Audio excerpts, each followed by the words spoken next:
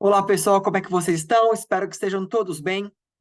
Bom, nós vamos começar o capítulo 15, mas apenas rapidamente vamos lembrar um pouquinho do capítulo 14, tá? No capítulo 14 que nós estudamos juntos, nós vimos a respeito de algumas coisas que estavam acontecendo ali no ministério de Paulo e Barnabé, enquanto eles estavam pregando fora de Jerusalém, né? Então nós vemos que eles vão em várias cidades, vão pregando o evangelho, eles são expulsos das cidades, da maioria deles que eles vão após pregarem o evangelho por conta de ciúmes, né, de falsas acusações. Paulo foi apedrejado, quase morreu, né? E ali eu comentei a respeito, né, se você precisava ter fé para receber de um milagre ou se o milagre estava apenas com a pessoa que ora, né? Uma cura, por exemplo, você, né, que precisa de uma cura, você tem que ter fé ou não? Eu respondi isso no capítulo 14. Também eu dei uma pincelada muito rápida, falando um pouco de mitologia grega, né, de deuses gregos e tudo mais, porque apareceu isso biblicamente, né, numa região onde eles estavam ali. E como eu comentei na última aula, isso é uma coisa importante de mais à frente, de repente, nós nos aprofundarmos um pouco nisso. Pois bem, agora nós vamos estudar aqui o capítulo 15 do livro de Atos. E o que nós vamos ver então nesse capítulo 15? Vamos lá.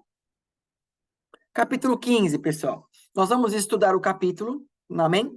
Nós vamos ler todo ele. Vamos falar a respeito se cristão precisa se circuncidar, né? Ser circuncidado. Vou trazer esse assunto porque ele vai ser mencionado aqui nesse capítulo, tá? A gente vai falar rapidamente aqui a respeito dos irmãos de Jesus, se Jesus tinha irmãos, se não tinha, né? O que a Bíblia fala a esse respeito. Vou fazer uma relação entre circuncisão e batismo, não de uma maneira muito aprofundada, porque senão a gente vai acabar se perdendo, mas eu vou dar uma citação aqui a esse respeito também. Vamos falar de uma situação que acontece ali entre Barnabé, Saulo, envolvendo ali o Marcos, né?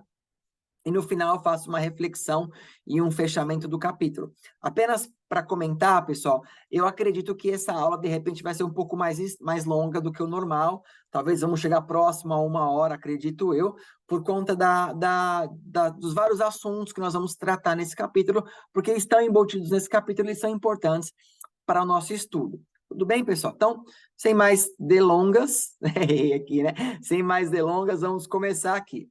Vamos começar aqui, então. Atos, capítulo 15, do verso 1 ao verso 2. A palavra do Senhor diz o seguinte para nós. Alguns homens desceram da Judéia para Antioquia e passaram a ensinar aos irmãos: se vocês não forem circuncidados, conforme o costume ensinado por Moisés, não poderão ser salvos. Isso levou Paulo e Barnabé a uma grande contenda e discussão com eles. Assim, Paulo e Barnabé foram designados juntamente com outros para irem a Jerusalém tratar dessa questão com os apóstolos e com os presbíteros, né? Então, abrindo aqui minha tela novamente. Então, pessoal, se vocês forem, deixa eu ver se eu pus essa. Eu coloquei a nota aqui. Bom, deixa eu ler isso aqui primeiro, né, para não perder. Bom, então aqui estamos falando de algumas pessoas que elas são ou elas estão, de repente, apegadas ainda a suas tradições, das suas religiões antigas, né? Então aqui nós estamos vendo aqui alguns homens que eles levam uma bomba ali na igreja e pelo que nós lemos aqui, né, isso levou uma grande contenda e discussão. Eles levaram um ponto, pessoal, a gente acha o seguinte, que nós temos que ser circuncidados, a lei de Moisés e acabou, né? E essa pergunta, ela gerou um debate, gerou uma discussão dentro da igreja, que o próprio, né, Paulo e Barnabé, eles não conseguiram ali por si só resolver essa situação, né? E a gente vai entender aqui que essa pergunta que foi levada por esses alguns homens aqui, elas não foram uma pergunta assim apenas de questão literária, ou a questão de rito, ou a questão de doutrina, né? Muito embora, pessoal, aqui, né, nós temos que lembrar que a igreja primitiva, ela está ainda ela está crescendo, né? Está bem grande, já passaram muitos e muitos anos, né? A respeito aí né? Desde quando foi Jesus se ascendeu. Mas a igreja ainda está criando ali, entre aspas, as suas organizações internas. Então, quando chegou essa questão, talvez eles nunca haviam discutido isso antes, né? Então, ali começou a virar um pretexto aí e tudo mais, né?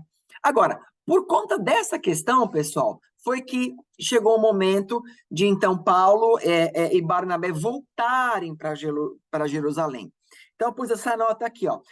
Esse foi o motivo o qual vimos, né, no final de Atos 12, Paulo e Barnabé voltando para Jerusalém, né? E nos capítulos 13 e 14 contou o que Paulo e Barnabé faziam fora de Jerusalém. Então lembra, lá no capítulo 12 de Atos, foi ali quando teve aquela questão que Pedro foi preso, Tiago foi morto, né? Herodes acabou morrendo ali, enviado ali, né, um anjo do Senhor ali, ele acabou morrendo, né? E ali depois, é como se a Bíblia tivesse dado uma pausa, né, no capítulo 12, e aí ele vai pegar a câmera e voltar ao que estava acontecendo lá com Paulo e Barnabé. E no final do 12 fala que Paulo e Barnabé estão voltando para Jerusalém. E aqui nós vamos entender o porquê que eles estão voltando, porque lá nas igrejas que estavam pregando, né, lá em Antioquia, esses homens apareceram ali com essa questão. Pois bem, vamos continuar lendo aqui o que vai acontecer. Verso 3. A igreja os enviou, e ao passarem pela Fenícia e por Samaria, contaram com alguns, contaram como os gentios tinham se convertido. Essas notícias alegravam muito a todos os irmãos. Chegando a Jerusalém, foram bem recebidos pela igreja, pelos apóstolos e pelos presbíteros, a quem relataram tudo o que Deus tinha feito por meio deles. Verso 5. Então se levantaram alguns do partido religioso dos fariseus que haviam crido e disseram: é necessário circuncidá-los e exigir deles que obedeçam à lei de Moisés. Os apóstolos e os presbíteros se reuniram para considerar essa questão. Depois de muita discussão, Pedro levantou-se e dirigiu a eles: irmãos, vocês sabem que há muito tempo Deus me escolheu dentre vocês para que os gentios ouvissem de meus lábios a mensagem do evangelho e crescem. Deus, que conhece os corações, demonstrou que os aceitou, dando-lhes o Espírito Santo, como antes nos tinha concedido. Ele não fez distinção alguma entre nós e eles, visto que purificou seus corações pela fé. Então, porque agora vocês estão querendo tentar a Deus, impondo sobre os discípulos um jugo que nem nós, nem nossos antepassados conseguimos suportar? De modo nenhum. Cremos que somos salvos pela graça, pela graça do nosso Senhor Jesus, assim como eles também, né? Deixa eu voltar aqui minha tela. Então, só para eu fazer um recorte aqui, ó, deixa eu ler só isso aqui. Vamos usar um recorte aqui, trazer algumas informações adicionais a isso, que Paulo acrescenta na sua carta aos Gálatas. A minha intenção não é estudar a carta de Gálatas, mas achei pertinente trazer essas informações nesse momento.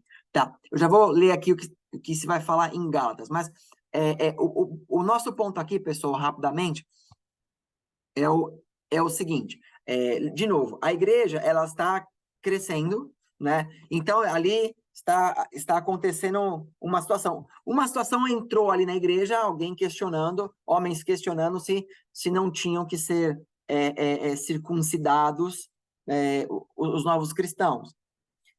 O que, na verdade, como que os cristãos tinham que agir? Eles tinham que agir iguais os judeus, né? Que basicamente seria um judaísmo messiânico, que hoje existe, né? Ou, se não, se os cristãos eles tinham que se abster dessas leis e tal, né? E é curioso que a Bíblia mencionou que quem levantou isso foram fariseus, convertidos, talvez. Fariseus que aceitaram, que creram, né? Eu coloco entre aspas aqui, pessoal, porque nós vemos alguns momentos, né, quando estudamos os evangelhos, por exemplo, Cristo debatendo várias vezes com os fariseus sempre tentando colocar Cristo, né, em situações complicadas, né, trazendo partes da lei, tentando mostrar que Cristo era, na verdade, o enviado de Satanás, né, por conta que ele quebrava, por assim dizer, alguns conceitos que eles entendiam como lei, como algo que funcionava para eles, e tinha uma série de questões ali, né? E aqui nós estamos vendo que homens, fariseus, pseudamente convertidos, eles estão trazendo essa questão. A questão, pessoal, da circuncisão, nós vamos estudar já, mas ela foi uma questão válida. Por quê? Porque se fosse algo ali, de certa maneira, totalmente enviado do mal para assim, que vinha contra totalmente, né? Eu acredito que Paulo e Barnabé já tinham repreendido isso lá atrás, quando começou a se levantar isso. Só que essa questão começou a tomar uma proporção muito grande, né?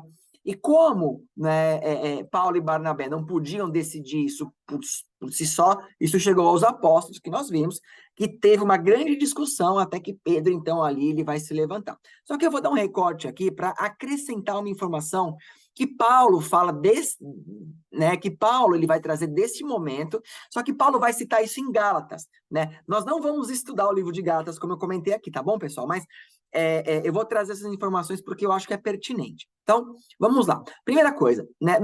Deixa eu minimizar para você quiser tirar uma imagem aqui do que está escrito, mas basicamente, no livro de Gálatas, no capítulo 1, o apóstolo Paulo ele vai contar um pouco da sua conversão, do tempo que ele passou pregando antes de conhecer alguns dos apóstolos. Ele prega depois que ele está mais ou menos dizendo assim, depois que lá em Damasco ele recupera a visão e passa a pregar, a ensinar, passam-se 3 anos até o momento que ele vai para Jerusalém conhecer os apóstolos, e lá ele fala que ele conhece Pedro e Tiago. Depois dali fala que ele vai embora, né? Nós lemos isso em Atos já, que ele vai embora e acaba sendo ele vai para Jope, né? Perdão, ele vai para Tarso, na verdade, mas Paulo vai dar mais algumas cidades que ele acaba passando, né? E ele diz ali que entre o momento que ele foi embora com os apóstolos, até o momento que Barnabé chegou, passaram juntos, até esse momento que ele está chegando ali para falar com os apóstolos agora, em Atos 15, se passaram 14 anos no total. Então foi esse todo o tempo, desde que, né, Paulo sai da presença, né, dos apóstolos ali, ele volta, se passa 14 anos. E em Gálatas 2, do 1 ao 5, vai dizer o seguinte: 14 anos depois, subi novamente a Jerusalém, desta vez com Barnabé, levando também Tito comigo. Em Atos não havia dito, né, que Paulo havia levado Tito, mas aqui ele acrescenta, né, que além de João Marcos que estava ali, mas Tito foi levado junto, né? Verso 2. Fui para lá por causa de uma revelação e expus diante deles o evangelho que prego entre os gentios, fazendo-o, porém, em particular aos que pareciam mais influentes, para não correr ou ter corrido em vão. Mas nem mesmo Tito, que estava comigo, foi obrigado a circuncidar-se, apesar de ser grego. Essa questão foi levantada porque alguns falsos irmãos infiltraram-se em nosso meio para espionar a liberdade que temos em Cristo Jesus e nos reduzir à escravidão. Não nos submetemos a eles, nem por um instante, para que a verdade do evangelho permanecesse com vocês. Em Gálatas 2 ainda, mas agora 9 e 10, diz assim: reconhecendo a graça que me fora concedida, Tiago, Pedro e João, tidos como colunas, estenderam a mão direita a mim e a Barnabé em sinal de comunhão. Eles concordaram em que deveríamos nos dirigir aos gentios e eles aos circuncisos. Somente pediram que nos lembrássemos dos pobres, o que me esforcei por fazer. Então, aqui nós temos algumas informações adicionais que Paulo está trazendo fora do livro de Atos, mas no livro de Gálatas. Então, ele está dizendo que falsos irmãos infiltrados na igreja. Vocês percebem que em todo o caminho que nós estamos estudando, o livro de Atos, já apareceram algumas situações complicadas. Por exemplo, nós vamos lembrar ali que Ananias, lá em Atos 5, ele acaba sendo influenciado, né, talvez talvez não, né, influenciado pelo mal, a não obedecer o Espírito e não entregar toda a oferta. E ali começa a primeira vez dentro da igreja alguém que estava sendo, de certa maneira, usado ou influenciado pelo mal. Mais à frente, nós vamos ver ali uma situação com Felipe, onde havia um homem chamado Simão Mágico, que ele era praticante, né, de obras mágicas, de obras impuras, de obras ocultas, por assim dizer, que ele acaba se convertendo, mas mais à frente ele pede para Pedro que ele queria comprar o poder para poder pôr a mão nas pessoas e as pessoas receberem do Espírito Santo. Então, era mais um ali, de certa maneira, ainda, não vou dizer infiltrado, não posso dizer isso, mas alguém que estava em influência do maligno ainda, não estava 100% convertido. Logo, né, alguns capítulos atrás, se eu não me engano, acho que foi o capítulo 14, né, se eu não me engano, nós vemos um homem chamado Bar Jesus, que ele era na verdade, ele era um falso profeta, diz a palavra, e ele estava enganando ali o procônsul, né, para que ele não aceitasse a Cristo, não ouvisse o evangelho que era pregado por Paulo e Barnabé, mas Paulo ali o repreende ali, e agora estamos vendo uma pessoa infiltrada, né, como a própria citação de Paulo aqui, né, havia uma pessoa que ele não era bem convertido, o que ele queria fazer? Ele queria trazer falsas doutrinas dentro da igreja.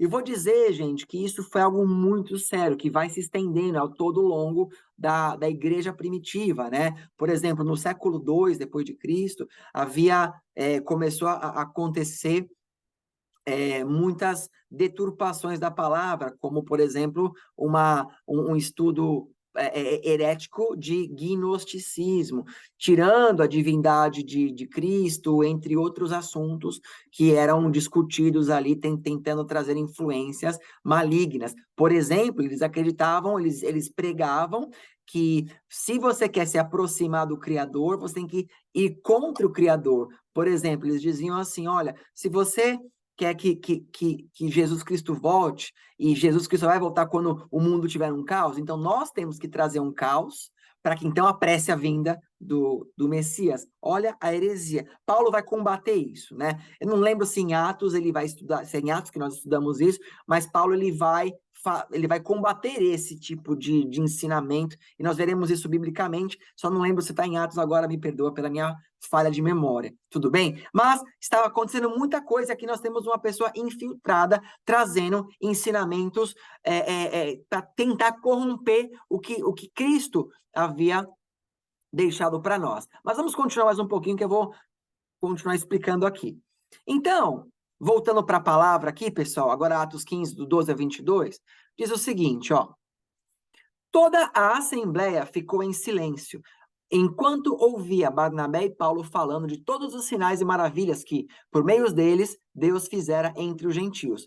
Quando terminaram de falar, Tiago tomou a palavra e disse, irmãos, ouçam-me.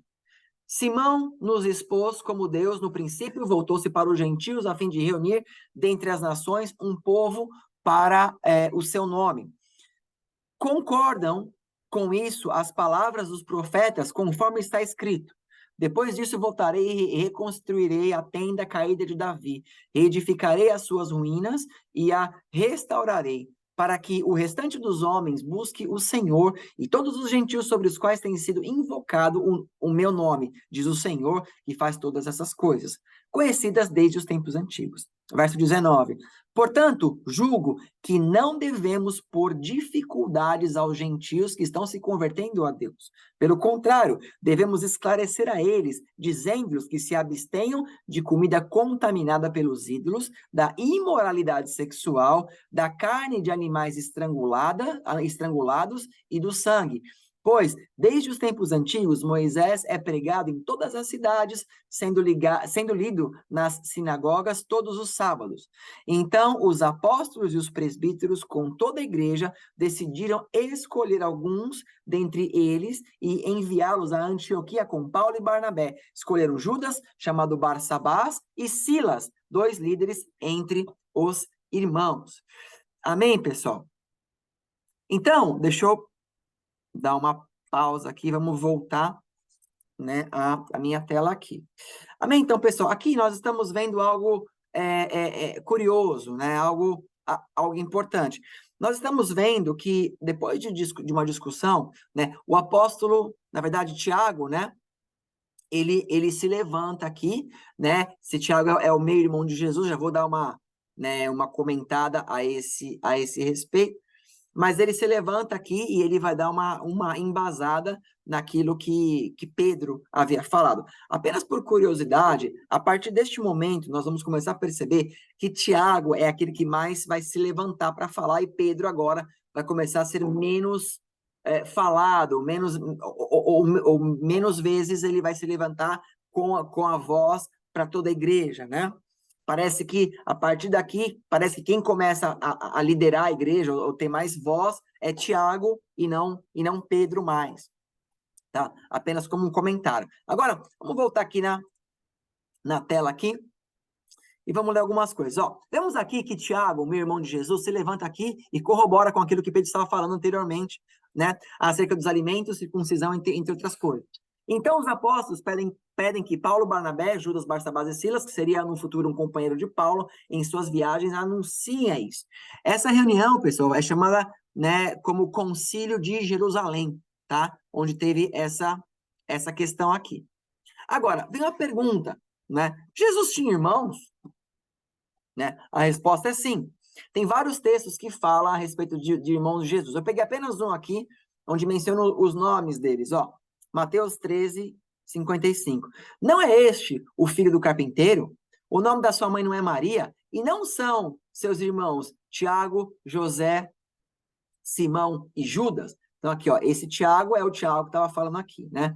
Então algumas pessoas falam, mas Maria teve mais filhos? Bom, a Bíblia não fala de mais nenhum filho de Maria tirando Jesus, mas o que se entende quando se estuda aqui, na verdade, esses filhos, eles eram meio-irmãos de Jesus porque eles eram filhos apenas de José, né? José, pela tradição, ele era viúvo quando ele se casa com Maria, então ele já tinha esses filhos todos, né? Então, quando ele se casa com Maria, né, então os filhos de José acabam, então, sendo meio-irmãos de Jesus, tudo bem?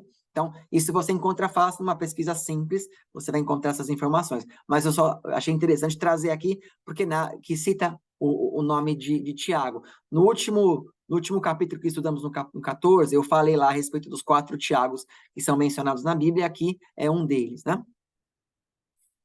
Inclusive, só por comentário aqui, pessoal, Tiago, originalmente, ele não foi chamado como apóstolo, porque Tiago acabou aceitando a Cristo, que é seu meu irmão, como Messias, só depois, provavelmente, de quando ele morre e ressuscita.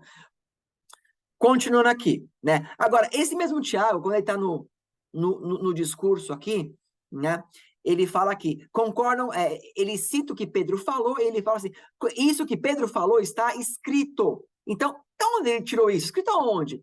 Está escrito em Amós. Olha só, pessoal. Amós, capítulo 9, do 11 ao 12, diz assim: naquele dia levantarei a tenda caída de Davi, consertarei o que estiver quebrado, e restaurarei as suas ruínas. Eu a reerguerei para que seja como era no passado, para que o meu povo conquiste o remanescente de Edom. Lembra que eu falei de Edom, dos edomitas, que eram inimigos de Israel, onde os Herodes eram descendência desses edomitas? Aqui está falando deles, ó. Para que meu povo conquiste o remanescente de Edom e todas as nações que me pertencem, declara o Senhor, que realizará todas essas coisas, né? Então aqui Tiago está relacionando que este era o momento que, né, a tenda de Israel estava sendo reerguida, que as coisas estavam indo para um outro caminho, né? E que Deus ele estava cumprindo o que ele havia dito aqui no livro de Amós, né? Agora, aqui então fica determinado que os cristãos então não precisam circuncidar, né? Nós lemos,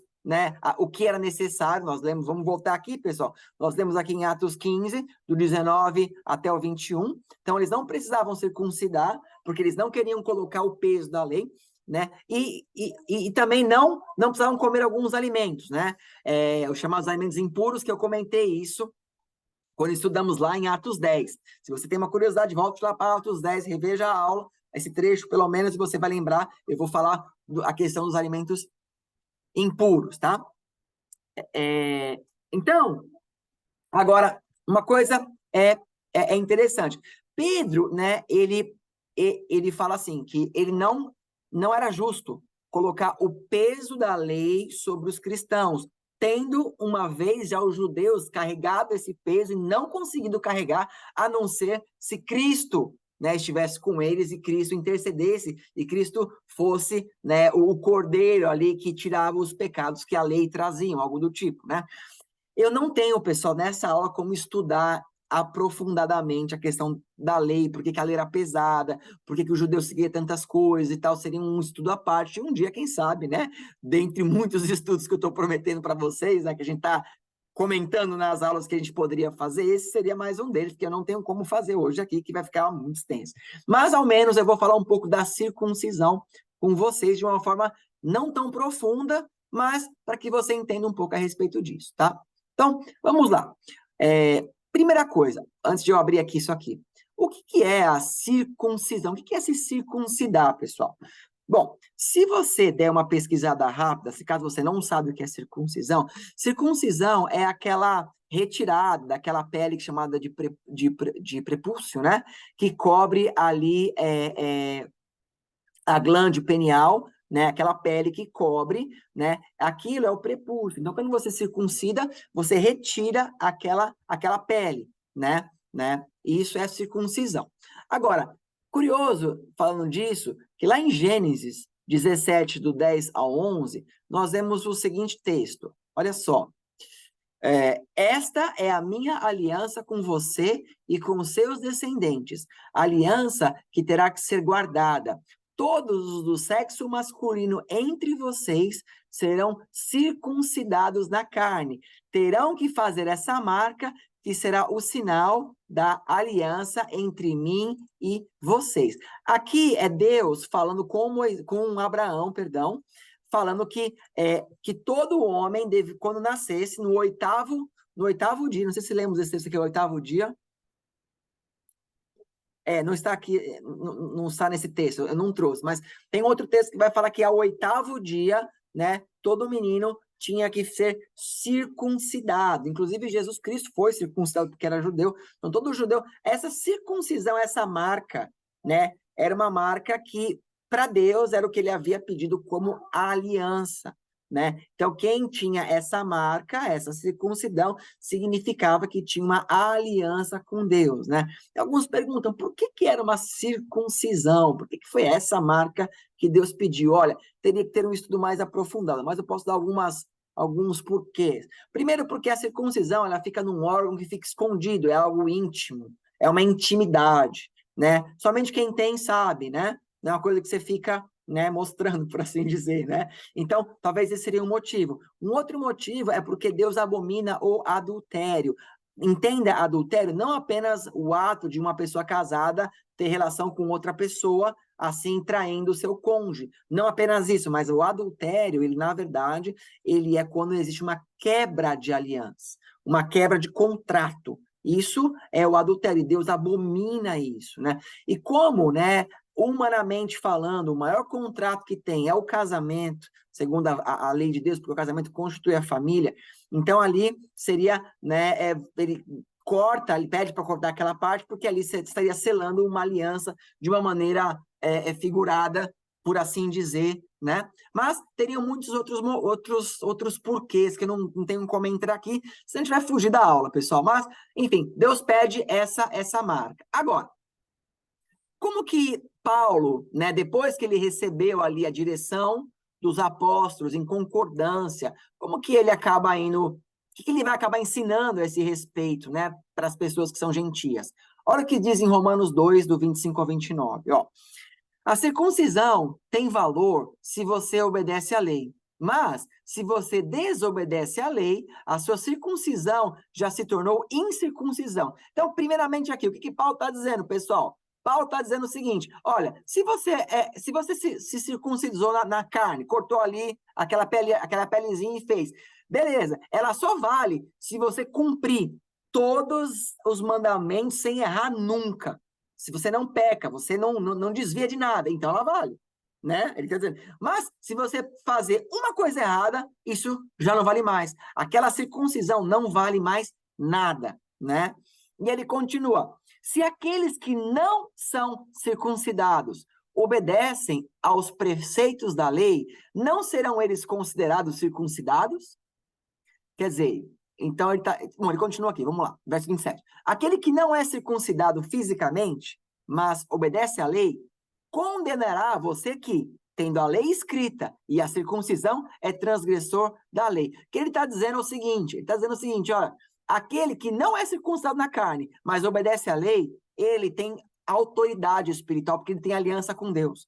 Não é uma marca no corpo que vai, né, determinar a sua santidade. Então, mesmo que a pessoa é não judeu e ela não tem a circuncisão, mas ela obedece à lei, ela tem mais autoridade do que o judeu, que é circuncidado, porém não obedece à lei, né?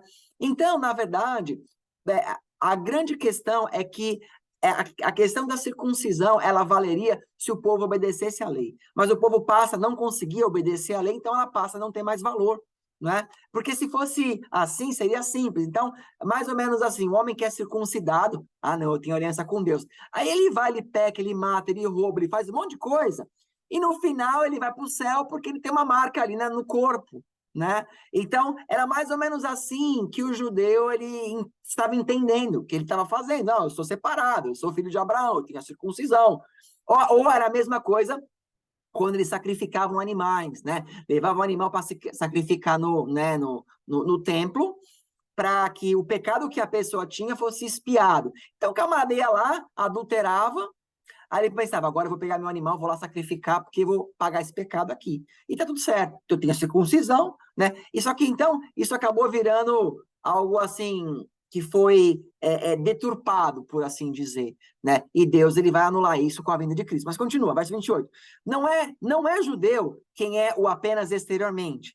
Nem é circuncisão o que é meramente exterior e física. Não. Judeu é quem é o interiormente.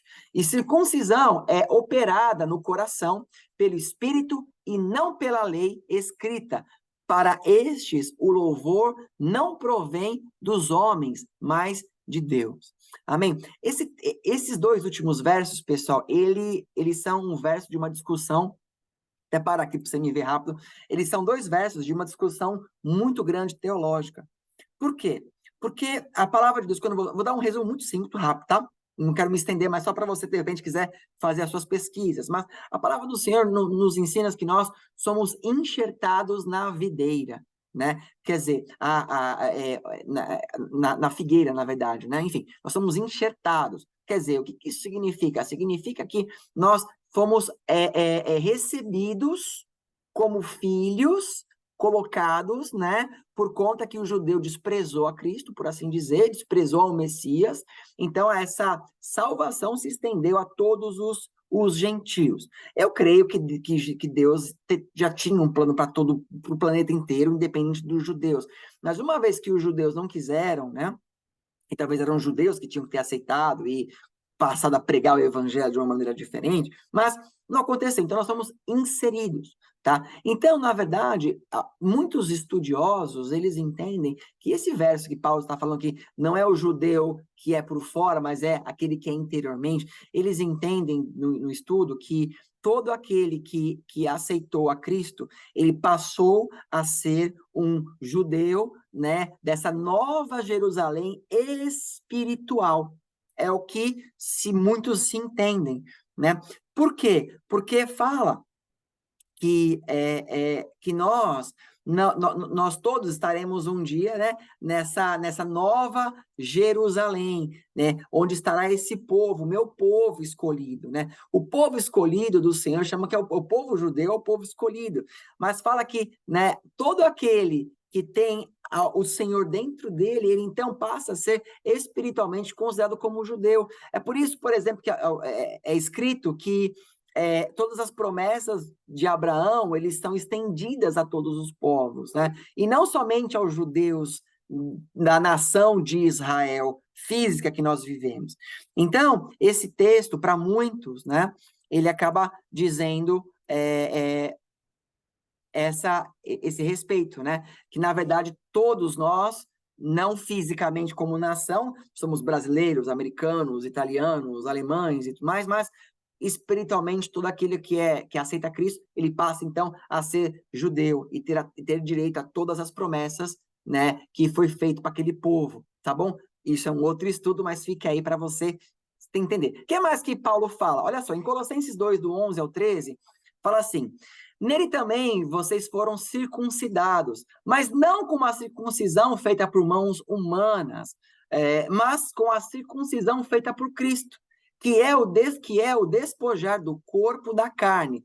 Isso aconteceu quando vocês foram sepultados com ele no batismo, e com ele foram ressuscitados mediante a fé no poder de Deus, que o ressuscitou dentre os mortos. Quando vocês estavam mortos em pecados e na circuncisão da sua carne, Deus os vivificou juntamente com Cristo, ele nos perdoou todas as transgressões. Então, o que Paulo ele passa também a dizer? Que a circuncisão, ela existe também, ela continua existindo, mas ela já não é mais uma circuncisão feita na carne, é uma circuncisão, é uma marca feita no coração, onde muitos chamam isso de marca da promessa, né? Que é quando você verdadeiramente você tem uma aliança com Cristo de uma maneira muito, muito grande. Amém? De uma maneira bem, por assim dizer, forte, né? Que leva nós a toda a eternidade, tá? Agora, ele diz que essa marca, ela foi adquirida no dia que nós enterramos o velho homem e nós, né, no nosso batismo nas águas, então, nós aceitamos a Cristo de uma maneira física e espiritual, amém? Física porque fazemos um ato físico, e espiritual porque naquele momento anjos, né, o mundo espiritual está vendo ali o que nós estamos fazendo ali, tá, pessoal? Então é por isso, por exemplo, que o batismo, ele é importante. De repente você está me assistindo aqui e você ainda não é batizado nas águas, porque você fala assim, eu não estou pronto, eu ainda fumo, eu ainda bebo alguma coisa, eu tenho brigas em casa. Deixa eu dizer uma coisa muito rápida para você, querido. Você nunca vai estar pronto. Sabe por quê? Porque você é humano. Você erra. Eu não estou aqui fazendo uma apologia ao pecado, tudo certo, tudo bem? Mas eu estou dizendo assim que quando você decide por Cristo e decide pelo batismo, você faz isso porque o seu coração já pertence a Cristo. Por exemplo, quando o Filipe, nós estudamos lá em Atos 8, quando o Filipe prega para o eunuco, e o eunuco decide se batizar, eu tenho certeza que o eunuco tinha pecados, ele tinha coisas ainda para resolver na vida dele, mas ele perguntou para Filipe, o que me impede de ser batizado? Ele falou, se você crê que Jesus Cristo é o Senhor de todo o seu coração, que ele veio de uma virgem, ressuscitou, morreu, ressuscitou e tal, pode batizar. E ele falou, eu creio. Então, né? E quando você é batizado, então você recebe essa circuncisão. Lembrando que circuncisão é aliança. Amém? Então, poxa, pastor, mas eu já aceitei a Jesus, já não é o bastante? É um passo muito grande. Glória a Deus se você já fez isso. Só que, por que não você se batizar, né, para fazer uma aliança completa no físico e no espiritual? Tudo bem? Então, fica aí a dica para você a esse respeito. Bom, vamos continuar aqui, agora voltando para Atos de novo, né? Vocês estão vendo que tem bastante informação hoje, Atos 15, do 23 a 24, olha só.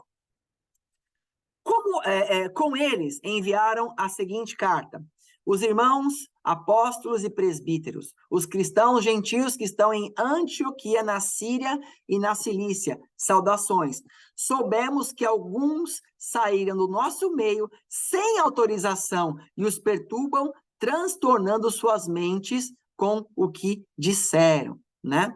Então, olha só o que acontece aqui. Uma vez que os apóstolos, eles oraram, impuseram as mãos aos né, Paulo e Barnabé ali, lembram? Paulo e Barnabé já tinham sido escolhidos por Deus para serem seus apóstolos por gentios, mas aqui neste momento os apóstolos colocam as mãos sobre eles e os apóstolos, então, eles fazem, né, a sagração ali final, vamos dizer assim, dizendo que eles também concordavam. Claro que se Deus falou, eles não tinham como não concordar, né? Seria heresia. Mas estão aí, tá todo mundo de acordo aí.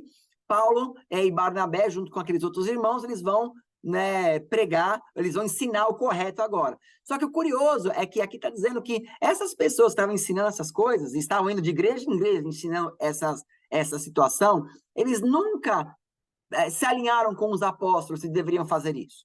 Começaram a fazer da própria cabeça. Gente, isso é um grande erro.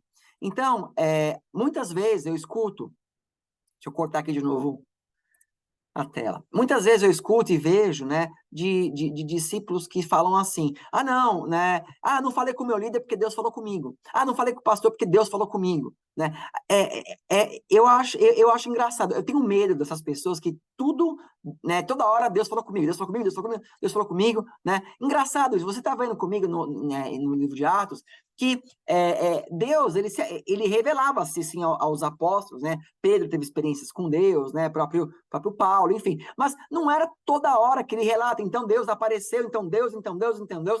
Então, às vezes, tem coisas da nossa cabeça que você está falando, eu acho que isso aqui é legal, né, Deus falou comigo. Às vezes você vê uma pessoa que, sei lá, você vê na internet um pastor que está fazendo um trabalho, você fala, nossa, que trabalho maravilhoso, aí você pega, não, Deus está falando comigo fazer igual, né, poxa, mas né? Você tem que se alinhar. Se Deus falou com você, amém. Vá, fala com a liderança, com o corpo docente da igreja que você frequenta, amém. Divide-se com eles, orem, amém. Então, ouçam de Deus em comunhão e vai ser bênção.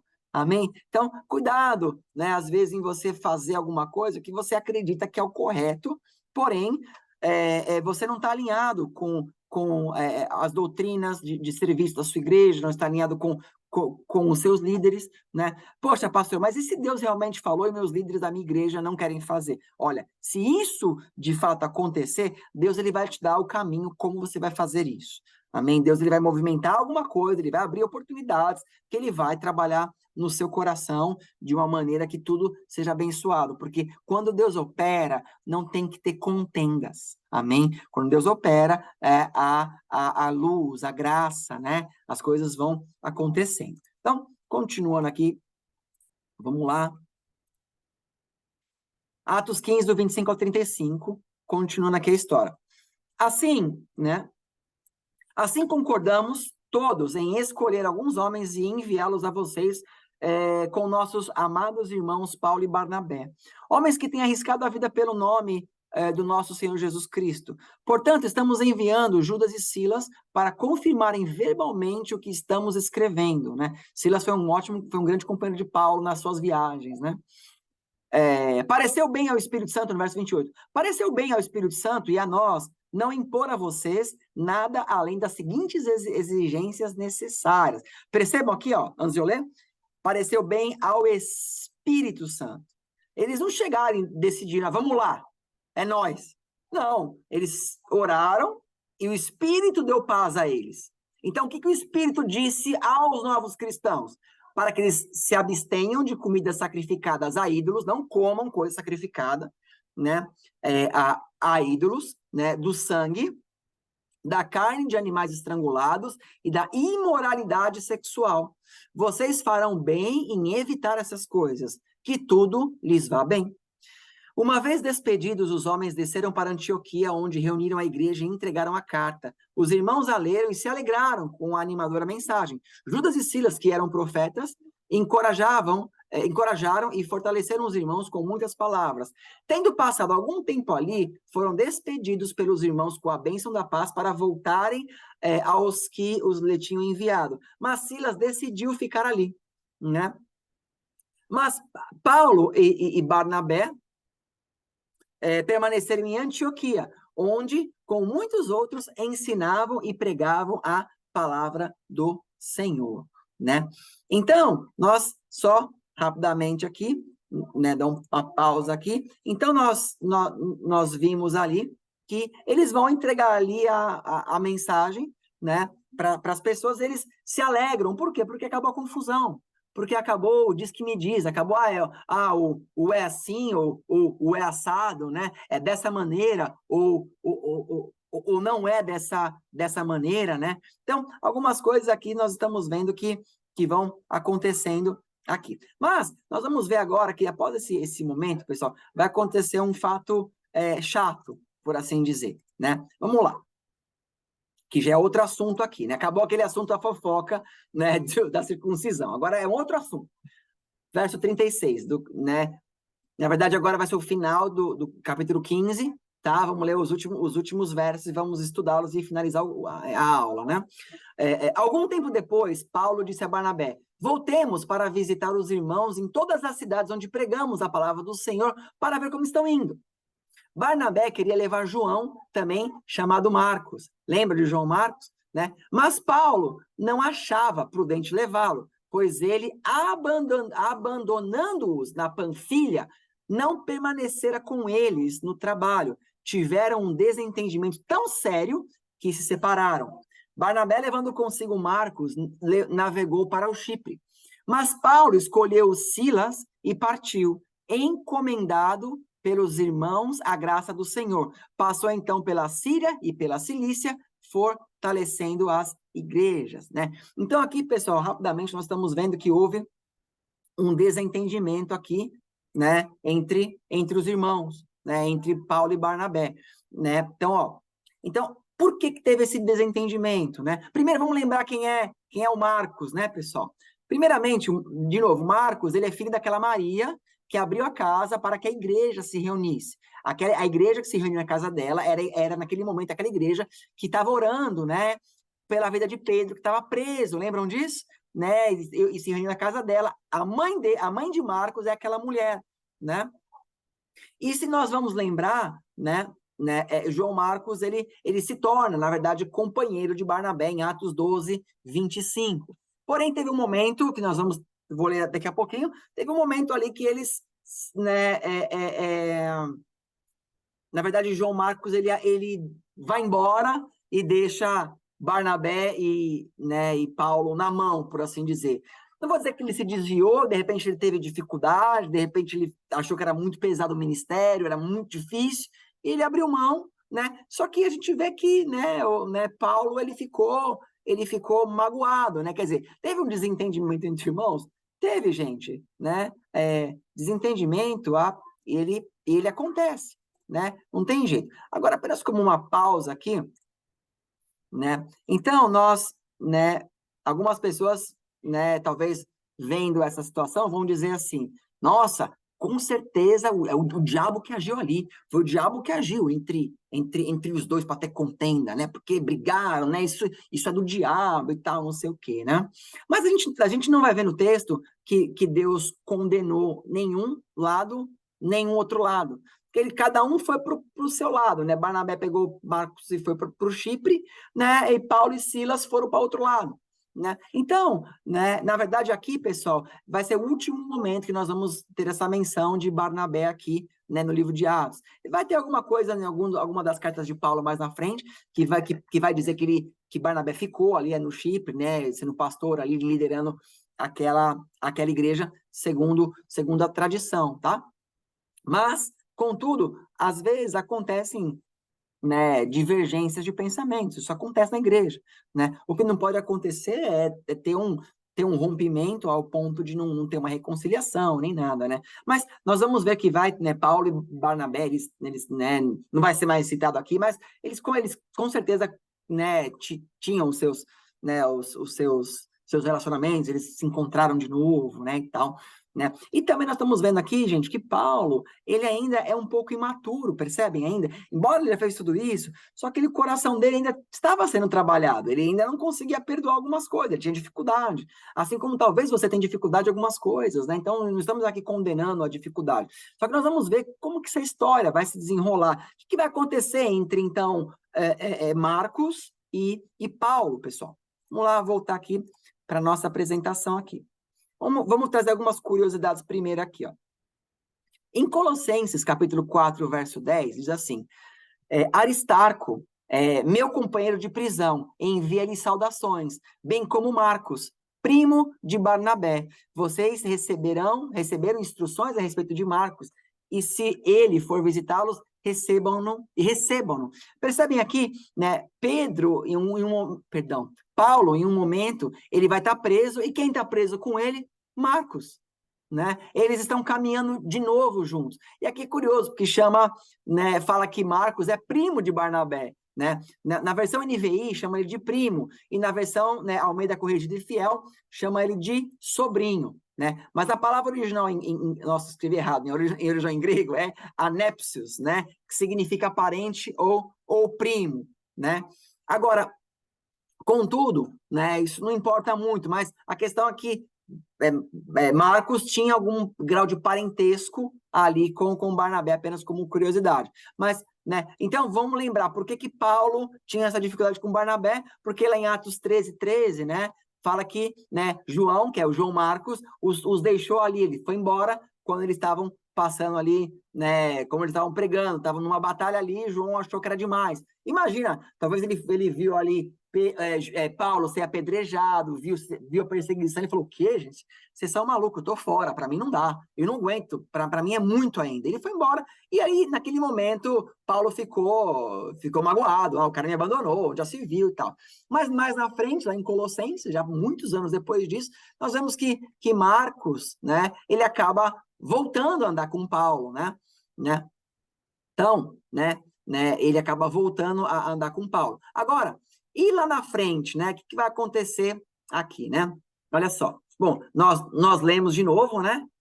Coloquei aqui de novo só uma imagem aqui rápida a respeito. Opa! Uma imagem rápida aqui a respeito, né? Dos dois presos aqui, né? Mas olha só em 2 Timóteo 4, do 6 até o 11. Diz assim. Opa! Eu já estou sendo derramado como oferta de bebida. Está próximo o tempo da minha partida. Combati o bom combate, terminei a corrida e guardei a fé. Agora me está reservada a coroa da justiça, que o Senhor, justo juiz, me dará naquele dia, e não somente a mim, mas também a todos os que amam a sua vinda. Procure vir logo ao meu encontro, pois Demas, amando este mundo, abandonou-me e foi para Tessalônica, né? Um outro discípulo que deixou Paulo sozinho. Crescente foi para a Galácia e Tito para a Dalmácia. Só Lucas está comigo, né? Traga Marcos com você, porque ele me é útil para o ministério. Então, percebam, houve ali uma reconciliação entre os dois. Aqui, Paulo já está velhinho, talvez ele quer os pergaminhos dele, ele quer escrever alguma coisa para as igrejas, ele pede então para que enviem Marcos ali com ele, né? Lucas estava preso junto com ele ali, mas ele precisava que Marcos fosse, né? Por quê? Porque Marcos ele mudou, né? Marcos ele agora de repente ele se redimiu, né? E ele continua seguindo o evangelho, né? Então, né, pela tradição mostra que depois Marcos ele vai acabar virando discípulo de Pedro, né? Por exemplo, aqui em 1 Pedro 5,13 fala assim: aquela que está em Babilônia, também eleita, envia-lhe saudações. E também Marcos, meu filho, né? Então, você vê, né, Pedro chama Marcos de filho aqui, né? Deixa eu ler algumas coisas para vocês aqui, né? Eu vou ler na íntegra tudo que eu escrevi aqui, ó. Os líderes, muitas vezes, chamavam seus discípulos de filhos.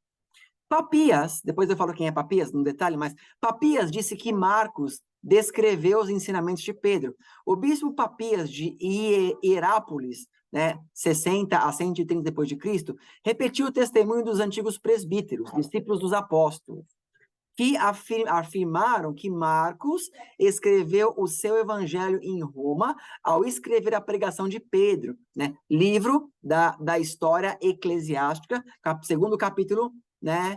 Eclesiastes 2, capítulo 15, livro 3, capítulo 30 e livro 6, capítulo 14. Papias escreveu um trabalho de 5 volumes intitulado Interpretação dos Oráculos do Senhor. Nesse tratado, que não existe mais, se perdeu infelizmente, ele citou alguém que ele identificou como presbítero, provavelmente João, né? Marcos, o presbítero, um homem que detinha autoridade considerável na Ásia. Então, o que ele escreveu ali? Ó? E o presbítero costumava dizer isso. Marcos tornou-se o intérprete de Pedro e escreveu com precisão tudo o que ele lembrava, não de fato em ordem das coisas ditas e feitas pelo Senhor, pois ele não tinha ouvido o Senhor, nem o tinha seguido, mas mais tarde, seguiu Pedro, que costumava ensinar conforme a necessidade exigida, mas não fazendo, por assim dizer, um arranjo dos oráculos do Senhor, de modo que Marcos não fez nada errado em assim escrever pontos únicos enquanto ele se lembrava deles. Escrevendo assim pontos únicos, como ele se lembrava deles, para uma coisa ele deu atenção, para não deixar de fora nada do que ele tinha ouvido, para não fazer declarações falsas neles. Então, Papias, né, quando ele escreve isso, ele se escreve baseado em discípulos dos apóstolos, né? Então, os apóstolos, né, morreram, formaram discípulos. E esses discípulos, eles testemunhavam que o evangelho de Marcos, na verdade, seria um evangelho de Pedro, né? Que Marcos escreve aquilo que Pedro havia escrito, né? Irineu de Leão disse que Marcos escreveu o seu evangelho do ensino de Pedro. Em seu livro Contra as Heresias, né, escrito por Irineu de Leão, livro 3, capítulo 1, Irineu, né, de 130 a 200, também relatou que Marcos escreveu o seu evangelho como escriba de Pedro, acrescentando o seguinte detalhe: Mateus compôs seu evangelho entre os hebreus em sua própria língua, enquanto Pedro e Paulo proclamaram o evangelho em Roma e fundaram a comunidade. Depois da sua partida, Marcos, o discípulo e intérprete de Pedro, nos entregou sua pregação por escrito. Tá? Então, quem era Papias Irineu? Papias foi um escritor do primeiro terço do século II e um dos primeiros líderes da igreja cristã, canonizado como santo aqui por conta da igreja católica, né? Eusébio de Cesareia o chamava de bispo de Hierápolis, que fica a 22 quilômetros de Laodiceia e Colossas. Irineu diz que ele foi companheiro de Policarpo, consequentemente discípulo do apóstolo João. Então, Papias, ele foi contemporâneo de Policarpo. E Policarpo, ele foi discípulo direto do apóstolo João. E Irineu de Leão, né? Ele foi um bispo grego, teólogo e escritor que nasceu, né, segundo se crê, na província romana da Ásia Menor, proconsular, a parte mais ocidental da atual Turquia, provavelmente em Esmirna. Olha só, né, aqui temos pessoas, né, próximos da igreja de Laodiceia, aqui outro próximo, onde tinha a igreja de Esmirna, né, que eram igrejas citadas no Apocalipse. Ele também foi discípulo de Policarpo, segundo, né, a Wikipedia, tá? Então, aqui são essas pessoas que estão testemunhando aqui a respeito de Marcos ter escrito o Evangelho, né? E muitos teólogos, eles acabam, né, dizendo isso e confirmando essa veracidade. Bom, então, finalmente, pessoal, estamos terminando aqui o capítulo 15, né? Nós vimos muitas coisas aqui hoje, né? Então, em resumo, né, podemos dizer aqui que nós vimos como que como pessoas infiltradas ou pessoas que não têm direção de liderança, como que eles podem fazer um pandemônio, por assim dizer, numa igreja, trazendo falsas doutrinas, trazendo falsas direções, amém? Então, nós estamos vendo aqui muitas coisas que eles fizeram, teve discussão, teve que ter uma mobilização, mas contudo, queridos, quando há o Espírito Santo de Deus, há a revelação e a graça. Para nós, temos que tomar cuidado, quem que nós estamos deixando falar em nossas igrejas, cuidado com quem você nomeia como líder, cuidado com quem dá aula para as crianças, cuidado com pessoas que dizem, eu vim de tal igreja, eu fazia aquilo, veja se é veracidade, pesquise, vai atrás, não aceite qualquer história, né? Não permita que a palavra ensinada pelos apóstolos sejam quebradas ou sejam rompidas, amém, pessoal? Que nós possamos realmente testemunhar e testificar a palavra que é dita. Aquilo que você ouve, testifique, estude, leia, né? Faça como os bereanos, né? Como diz a palavra, eles pegavam aquilo que era ensinado, eles iam ver se era realmente verdade que estava na palavra, né? Nós temos que tomar cuidado, ainda mais nos tempos de hoje, muitos falsos evangelhos são pregados, né? O evangelho que Deus é só amor, que tudo pode, o evangelho que é proibido proibir, o evangelho de toda aceitação, o evangelho de, né, que você pode ter várias relações, que não precisa se manter em santidade sexual, enfim, são tantas e tantas heresias pregadas e ensinadas em igrejas, em lugares, né, dentro de todas as linhas cristãs, seja cristã católica, cristã protestante, mas muitas coisas ruins estão sendo ensinadas e nós temos que estudar a palavra para realmente ter base para combater essas coisas. Amém, pessoal? É por isso que você está estudando aqui comigo o livro de Atos, que você está aprendendo um monte de coisa que de repente é novidade para você ou você está lembrando do que era. Amém, pessoal? Então, essa foi a aula de hoje. Como eu sempre peço, encaminhe o vídeo, encaminhe a aula, estude. Se você tem discípulos, de novo, desafie seus discípulos a assistirem as aulas que eles estão ouvindo aqui. Tome nota, né? Pergunte, porque assim você vai treinando o seu discípulo para que ele seja uma pessoa baseada na palavra. Amém, pessoal? É isso. Vamos fazer uma oração em nome de Jesus, se você puder. Feche os seus olhos e curva a sua cabeça, amém? Aleluia. Senhor Deus e Pai, em nome de Jesus Cristo, nós louvamos o Senhor agora e pedimos que o Senhor venha sobre nós, nos abençoando e nos guardando, Pai. Tira de nós aquilo que não te pertence, Senhor, Pai, e coloque em nós a tua verdade. Caia de nós todo espírito maligno que tenta nos enganar, trazendo heresias e falsos costumes. Nós não aceitamos e rejeitamos tudo aquilo que é contra a tua palavra, Pai. Nos ensina, nos capacita, nos faz ser cheios do Espírito Santo para que possamos ouvir a sua vontade e seguir uma igreja justa, correta, fiel, como os apóstolos tinham a igreja primitiva, Senhor. Eu te louvo por essa aula, Senhor, em nome de Jesus Cristo. Amém? Aleluia, queridos. Deus abençoe cada um de vocês. Tenham um excelente dia, noite, tarde, né? Ou dia, tarde, noite. E que nós possamos nos ver em Atos no próximo capítulo, em nome de Jesus Cristo. Amém? Deus abençoe cada um de vocês no nome de Jesus. Amém.